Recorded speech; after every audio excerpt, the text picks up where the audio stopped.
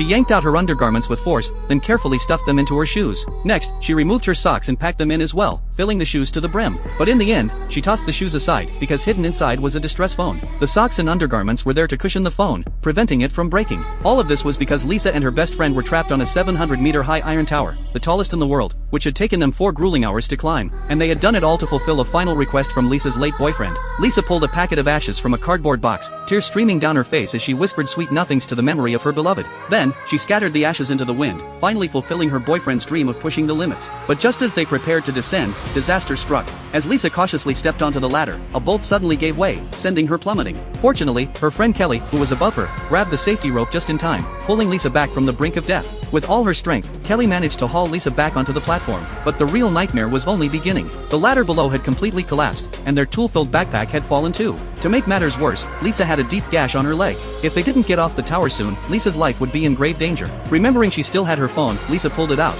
only to be met with crushing despair. They were too high up for any signal. Kelly checked her phone as well, but it was the same story, no service. Then, Lisa had an idea. She told Kelly to take off her shoes and place her phone inside, cushioning it with her undergarments and socks. Once the phone was securely protected, they tossed the shoes down, hoping for a miracle. But after a day of waiting, there was no response. It was as if the phone had vanished into thin air. Just as despair began to set in, they stumbled upon an unexpected discovery, a metal box attached to one of the tower's beams. Inside was a telescope and a flare gun, a glimmer of hope in their dire situation. Kelly then spotted an RV camping not far below. She suggested firing the flare at night, when the light would be most visible. As soon as darkness fell, Lisa eagerly pulled the trigger, but the flare gun, old and rusty, initially failed. After some tinkering, it finally fired, sending a bright red streak across the night sky. The RV's occupants noticed the light, and Kelly began waving a flashlight frantically. Their efforts paid off. The RV started moving toward the tower, filling them with hope, but their relief was short-lived. Instead of helping, the RV driver smashed the window of Lisa and Kelly's car and drove off with it, leaving them stranded once again. Furious and helpless, they could only shout curses into the void, sinking back into despair.